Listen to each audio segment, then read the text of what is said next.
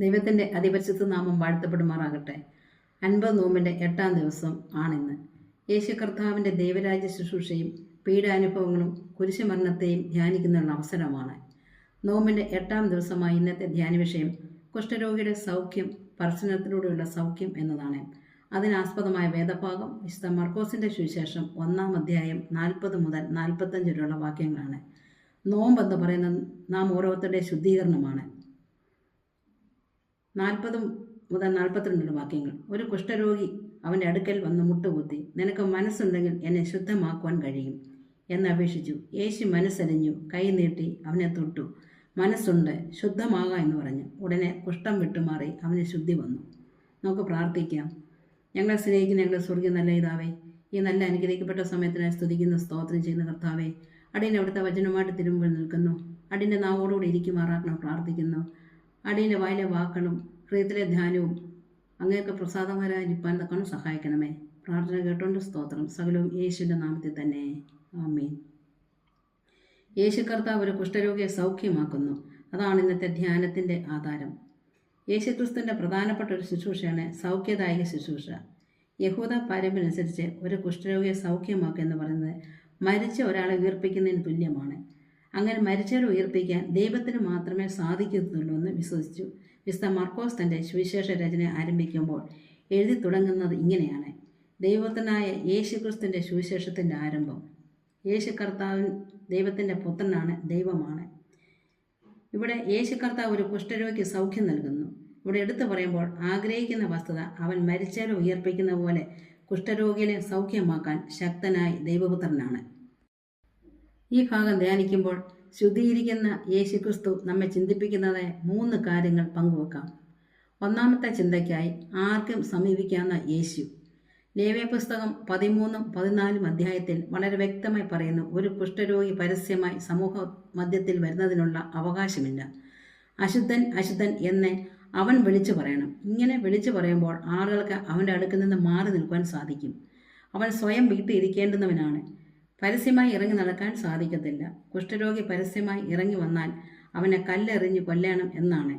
എന്നാൽ അവൻ യേശു കർത്താവിൻ്റെ അടുക്കൽ വരുന്നു. 40-ാം വാക്യത്തിൽ പറയുന്നു, അവൻ മുട്ടുകുത്തി. മുട്ടുകുത്തുക എന്ന് പറഞ്ഞാൽ അതൊരു ആരാധനയാണ്.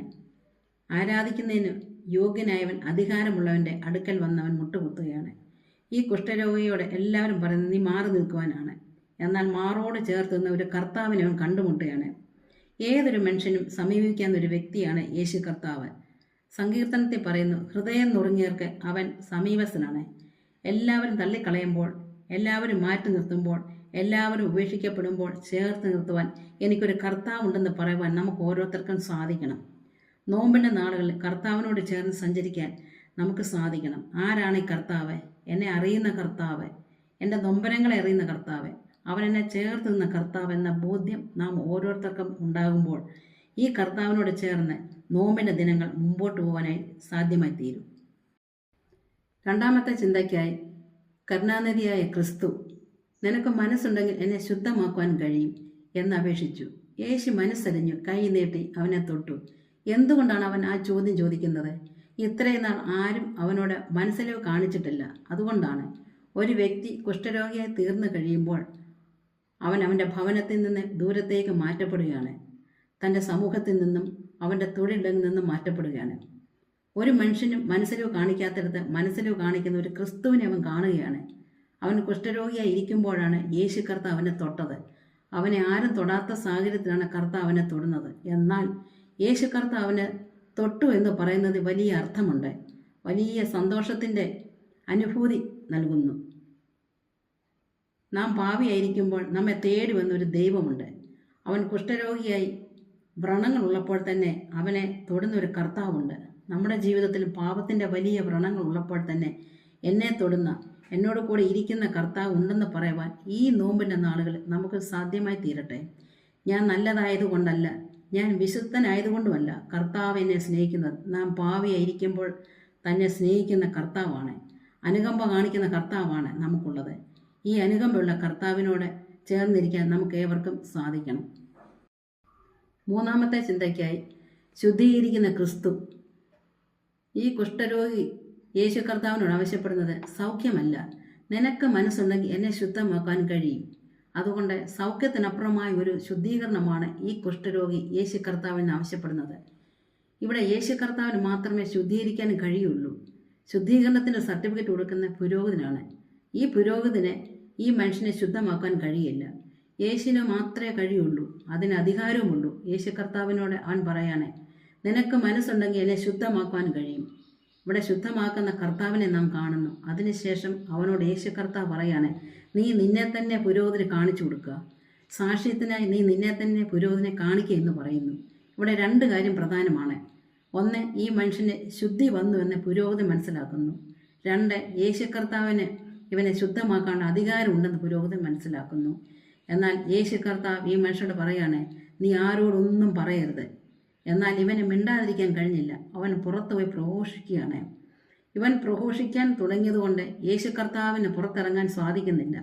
പുറത്തായിരുന്ന കുഷ്ഠരോഗി സമൂഹത്തിലും യേശു കർത്താവ് നിർജ്ജന പ്രദേശത്തും പോയി പാർക്കുന്നതായി ഇവിടെ മനസ്സിലാക്കാം. വിശുദ്ധനായും സ്പർശിക്കുമ്പോൾ നാം ശുദ്ധിയുള്ളവനാകുന്നു. അശുദ്ധിയെ കർത്താവ് ഏറ്റെടുത്തപ്പോൾ ഈ കുഷ്ഠരോഗി ശുദ്ധനായി തീരുകയാണ്. യേശു കർത്താവ് ക്രൂശിൽ മരിച്ചതിലൂടെ നമുക്ക് ലഭ്യമായി തീർന്നത് ജീവൻ്റെ അനുഭവമാണ്. നമുക്ക് മരണമുണ്ടായിരുന്നു, ദൈവത്തിനോ മരണമില്ലായിരുന്നു. ദൈവം മരണം സ്വീകരിച്ചതിലൂടെ നമുക്ക് ജീവൻ്റെ അനുഭവം ഉണ്ടായി. ഈ നോമ്പിൻ്റെ നാളുകൾ ദൈവത്തിൻ്റെ സന്നിധിയിൽ അടുത്ത് ചെല്ലുവാൻ സാധിക്കുമോ? നമുക്ക് ഏത് നേരത്തും ഓടിച്ചൊല്ലുവാൻ ഒരു കർത്താവ് ഉണ്ടെന്നുള്ളത് ധൈര്യപ്പെടുത്തുന്നതാണ്. അവൻ അനുകമ്പയുള്ളവനാണ്, ശുദ്ധീകരിക്കുന്നതിനുമാണ്. ഈ കർത്താവിന് വേണ്ടി ജീവിപ്പാൻ നമുക്ക് സാധിക്കണം. ക്രൂശിലെ മരണത്തിലൂടെ എനിക്ക് ജീവൻ്റെ അനുഭവം നൽകി തന്ന കർത്താവാണ്.